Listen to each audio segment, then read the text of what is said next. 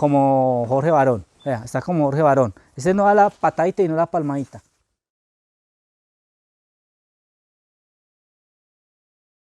¿Vio?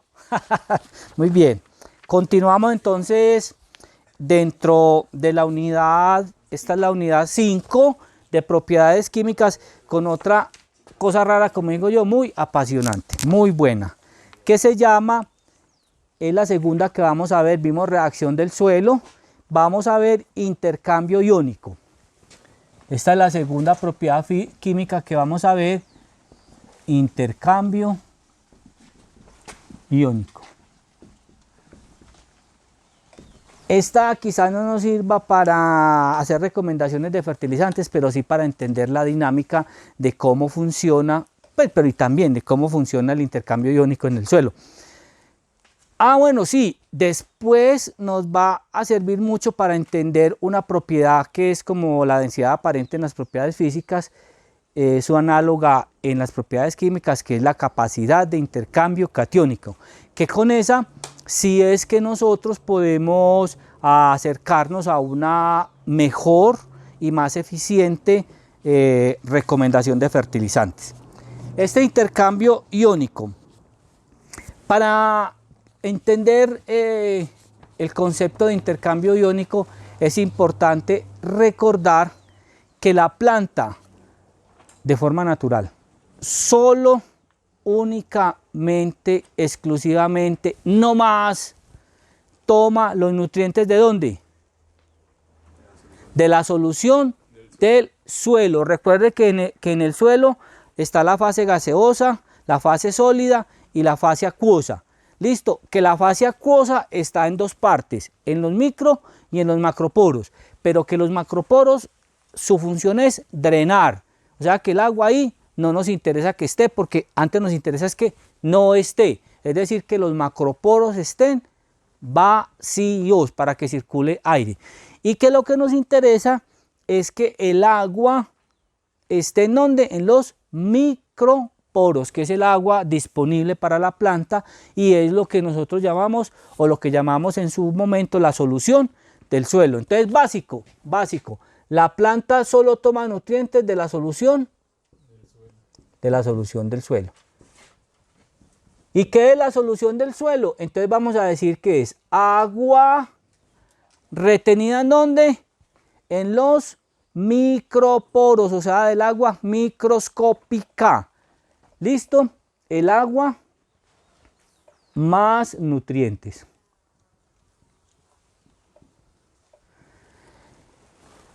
Si el agua está en los microporos, es porque está en estrecha relación con los sólidos del suelo. Muy bien. Y los sólidos del suelo tienen cargas. Pues queremos que tengan carga, ¿cierto? Entonces, el intercambio iónico es el cambio o el intercambio, como dice eso, el paso de nutrientes entre el agua, la solución del suelo, el agua y los sólidos del suelo. Ese es el intercambio iónico. Entonces vamos a hacer esta representación. Aquí tengo las raíces.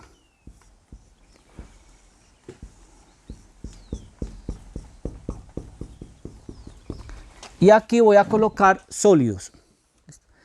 Obviamente a mí me interesa mucho que estén cargados eléctricamente, ya lo dijimos. ¿Por qué nos interesa que estén cargados eléctricamente?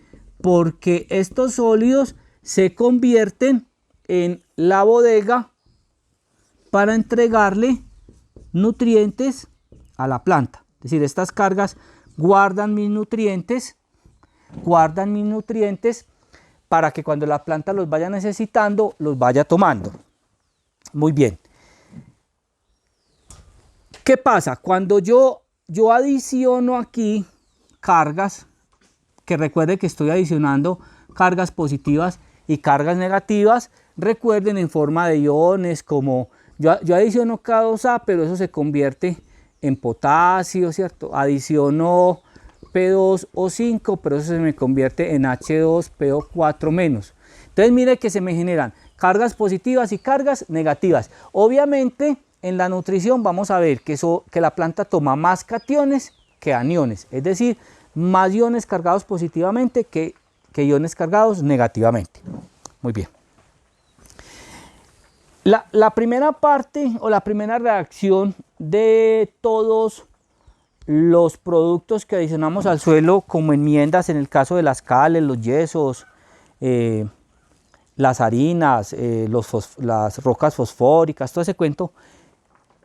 El primer paso es la disolución, o sea que necesariamente debe haber agua, ¿listo? Porque si no, pues grave, grave. Muy bien. Entonces, cuando yo adiciono, por ejemplo, K2O, ¿listo? O un fertilizante que se llama cloruro de potasio, adiciono potasio, adiciono cloruro de potasio, me interesa la molécula de K2O que disocia en uno de los productos que me interesa, que es el potasio. Para que esto suceda tiene que haber ¿qué? Agua, agua.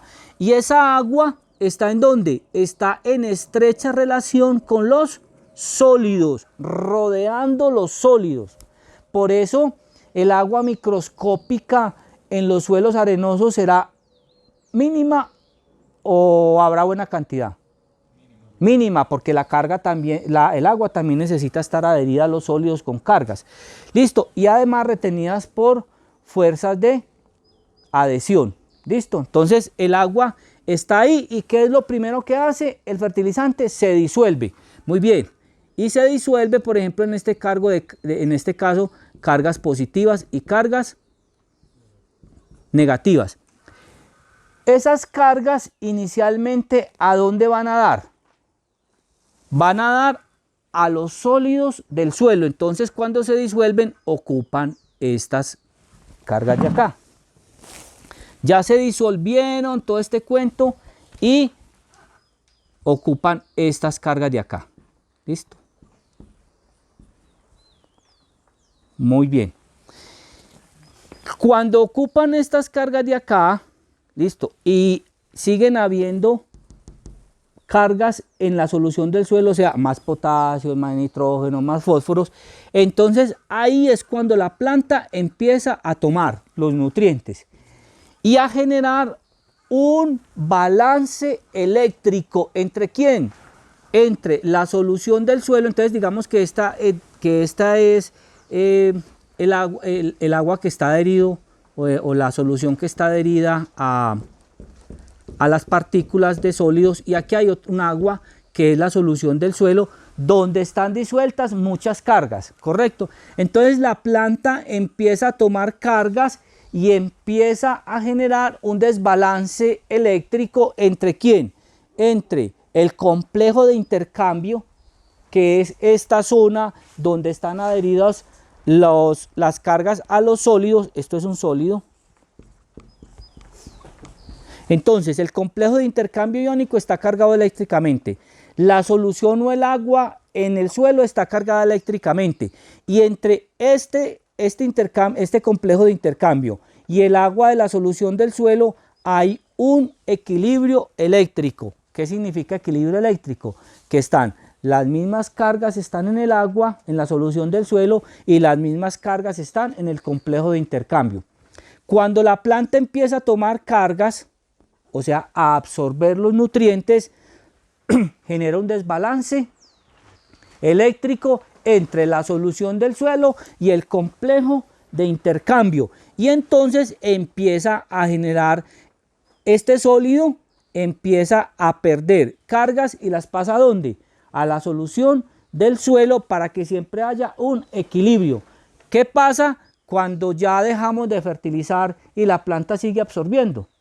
Que se genera muchas cargas libres en el complejo de intercambio iónico y no hay cargas en la solución del suelo. Entonces ahí es cuando volvemos a tener un suelo apto para fertilizar.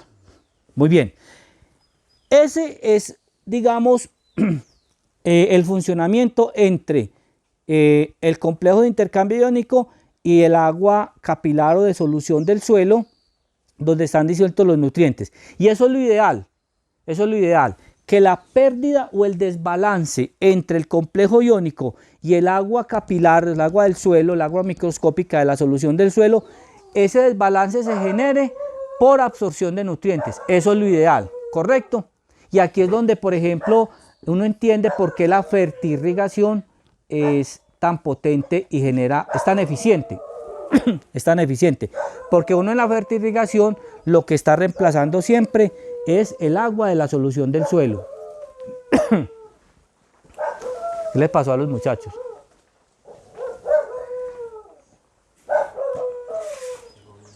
Pero una pregunta, ¿cómo se puede también generar este desbalance iónico? Que no sea por absorción de la planta.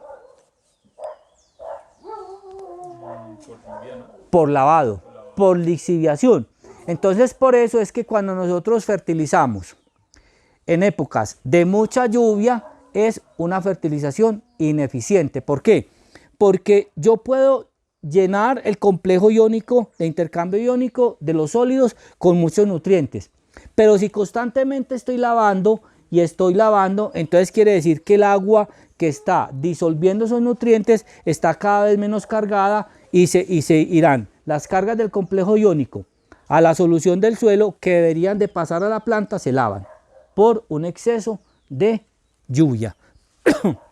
Entonces, obviamente este paso del complejo iónico a la solución del suelo, para que haya ese intercambio, está gobernado por muchas otras fuerzas, no necesariamente por un desbalance eléctrico. La principal es el desbalance eléctrico, pero luego hay también otras fuerzas que interactúan allí. Por ejemplo, lo vamos a ver, o no sé si lo vemos, en el caso, por ejemplo, de que estos sólidos sean alófanas.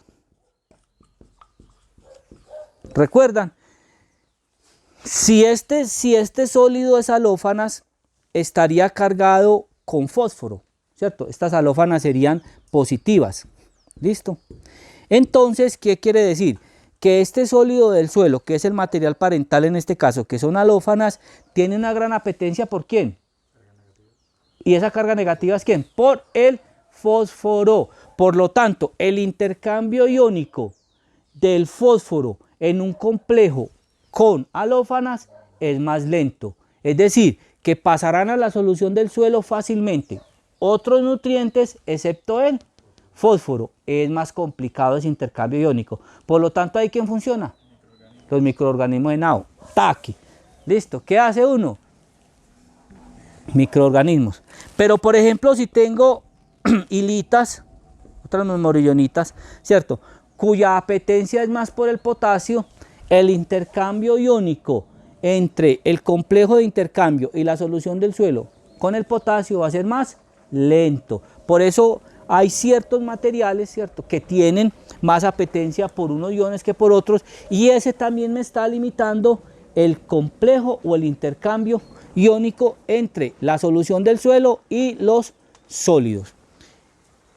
Esa es como la idea del intercambio iónico, cómo funciona ese intercambio iónico entre la solución del suelo y el complejo de intercambio que hay allí. Es una cosa muy sencilla, pero digamos que había que verla. Se genera un desbalance eléctrico y hay ese intercambio.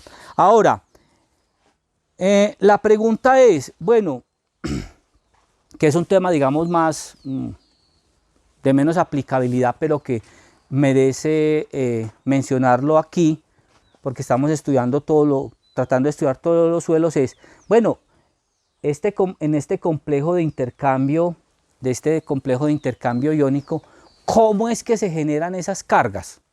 Porque recuerden que nosotros inicialmente tenemos a ¿quiénes? A las arcillas, que son las que generan esa carga negativa. Es decir, para que yo tenga un adecuado intercambio iónico que redundará en una adecuada nutrición vegetal, yo tengo que tener un suelo cargado eléctricamente. ¿Listo? Y eléctricamente es que estas arcillas tengan cargas libres en su superficie para retener ¿quiénes? Para retener iones, ¿ya?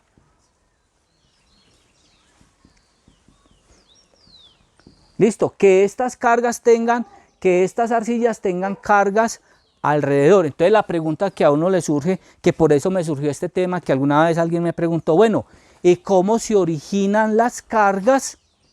¿Cómo se originan las cargas en las arcillas? Porque no necesariamente las arcillas pueden estar cargadas eléctricamente, ¿cierto? O cuando se forman puede que no estén cargadas eléctricamente. Entonces, estas cargas que se generan en las arcillas, si no son de forma genética, es decir, desde que se formó, entonces aquí es cuando vemos la sustitución isomórfica.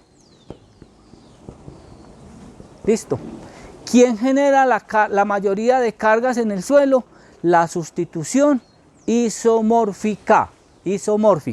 Muy bien.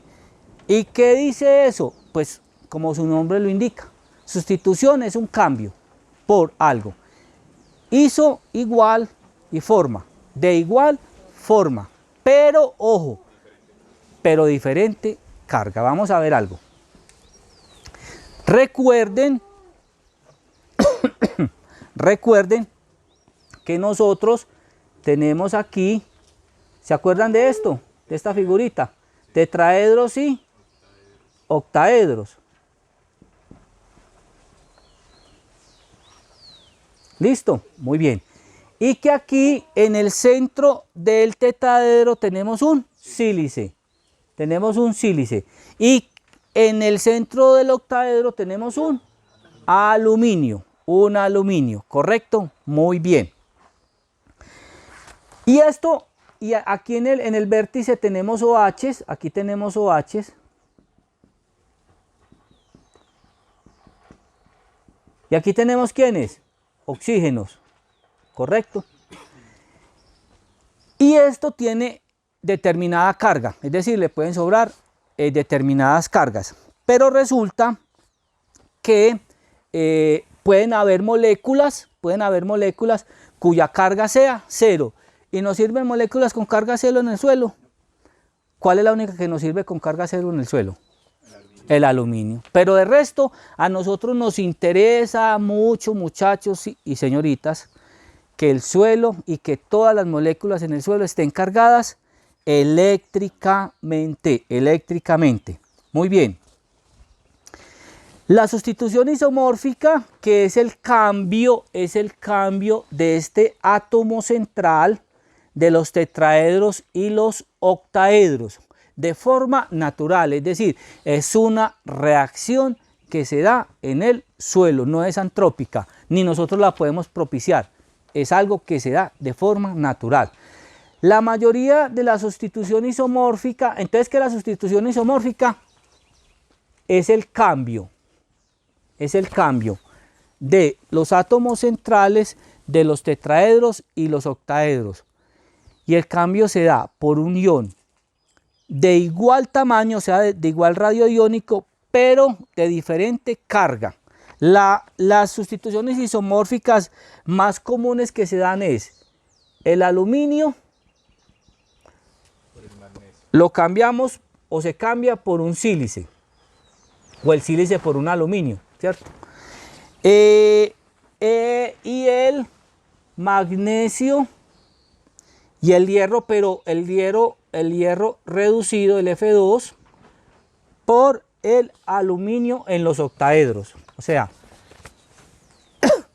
el sílice, que es 4 más, sale y entra un aluminio que tiene menor carga. Y en los octaedros sale el aluminio que tiene 3 más y entra el hierro y el magnesio que tiene 2 menos. Vamos a hacer un ejercicio para que entendamos esto un poquito mejor, muy sencillo. Vea, vamos a colocar aquí la fórmula de un mineral primario, por ejemplo, Al2SO4. y 4 O10 OH2. Listo, vamos a hacer esto. El Borracer por aquí. Ah, no. Sí, pero yo creo que aquí nos cabe, vamos a ver. Esto no es tan enredado, vamos, y simplemente es para que entendamos en el suelo cómo se genera esa carga. Correcto, entonces vamos a hacer una tablita facilita aquí, vea. Vamos a colocar aquí elemento, y aquí carga, y aquí vamos a colocar las cargas positivas y aquí las cargas negativas. Vamos a hacer esto.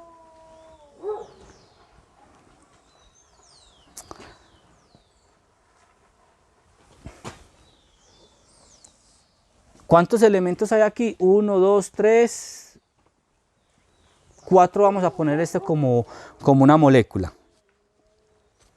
Entonces aquí está el aluminio, el sílice, el oxígeno y el hidrógeno.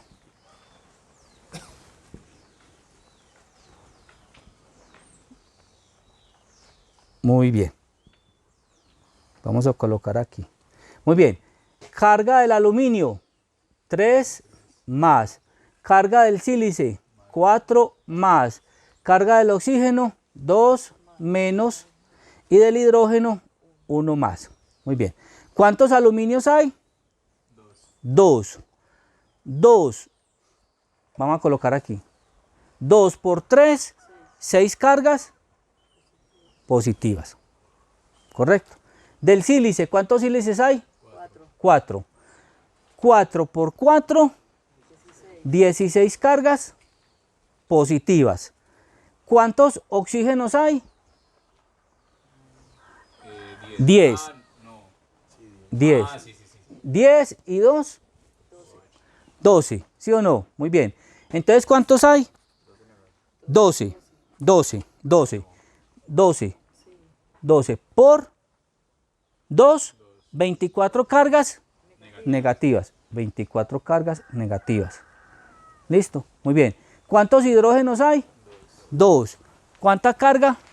2. O sea, 2 positivas. Listo. Entonces sumamos aquí y 6. ¿Cuántas cargas positivas? 24.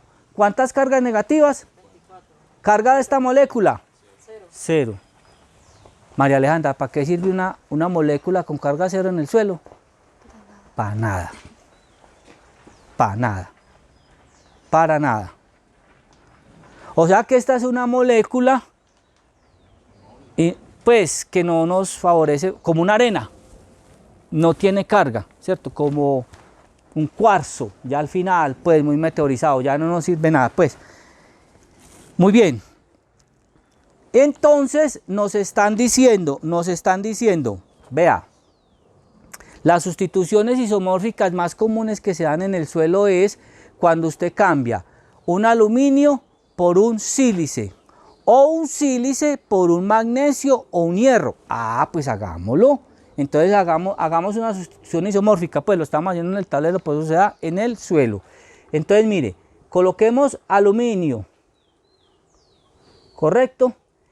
Y cambiemos un sílice, dejémoslo 3, y en vez de un sílice coloquemos un aluminio, hagamos una sustitución isomórfica, Al1. Entonces ya este sería Al3,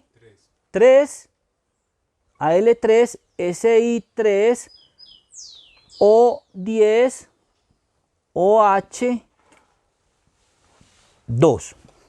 ¿Correcto? Bueno, ya habíamos visto a este que nos dio 24 cargas positivas y 24 cargas negativas. Se presentó la sustitución isomórfica que más como... Esto fue una sustitución isomórfica ¿en dónde? ¿En un octaedro o en un tetraedro? En un tetraedro que salió un sílice y entró un aluminio. ¿Listo? Entonces vamos a hacer el balance a ver si se generó una carga. Entonces, ¿qué teníamos aquí, muchachos? Vea, para hacer alguna expresión pues así. Teníamos aquí un mineral primario que tenía aluminio y sílice, ¿sí o no? Pero con una carga 0.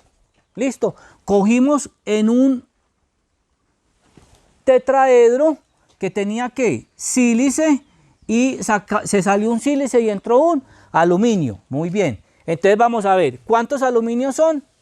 Vamos a borrar entonces este. Solo desequilibró uno. Ah, pero algo es algo. Queda 23, 24. Listo. Entonces, ¿cuántos aluminios son? 3. 3. Listo. ¿Cuántos sílices? 3. O siguen siendo 12 y hidrógeno siguen siendo 2. Entonces volvemos. Carga de este. Ah, yo para qué borré esto.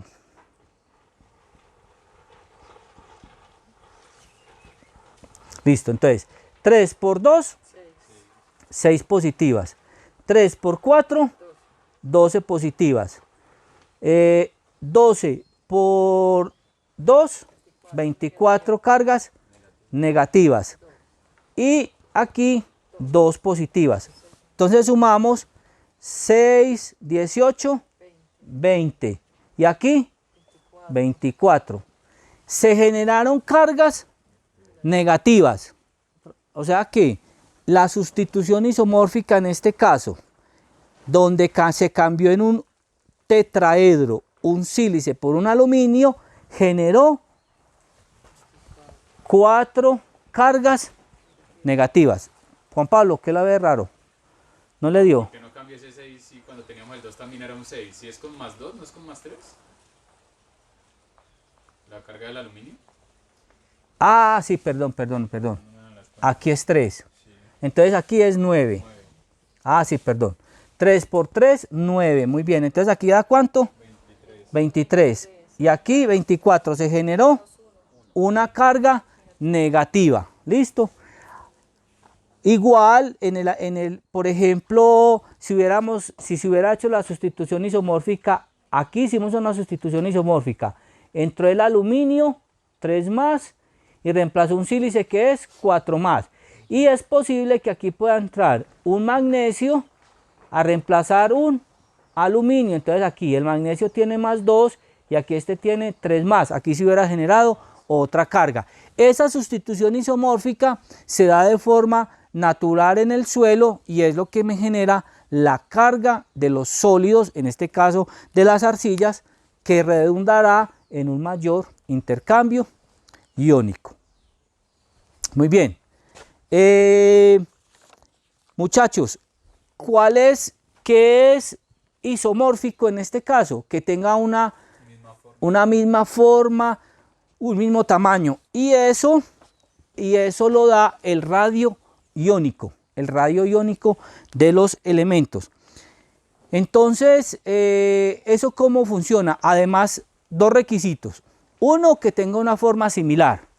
Y otro, ya no es un requisito, sino algo deseable, que tenga una menor carga. Por eso hay que mirar los radioiónicos de los elementos. Por ejemplo, miren, el radio iónico del aluminio, es 0.57 unidades Armstrong. Y el radio del sílice es 0.39 unidades Armstrong. ¿Listo? Pero por ejemplo, nunca podrá haber una sustitución isomórfica. Esto tiene un porcentaje de diferencia o de ¿cómo se llama? De tolerancia para que haya ese porcentaje. Pero por ejemplo, no podremos esperar una sustitución isomórfica de un aluminio, por ejemplo, o por un potasio. Porque miren el tamaño del potasio. 1.32 unidades Armstrong. La cavidad que tiene el tetraedro y el octaedro para albergar los radios iónicos oscila alrededor de estos valores, ¿cierto? Y este 1.32 ya sería un radio muy grande que no cabe allí para sustituir ni un aluminio ni un sílice. Muy bien, muchas gracias. Ya, ¿qué más quieres saber? Del intercambio iónico, ese es todo.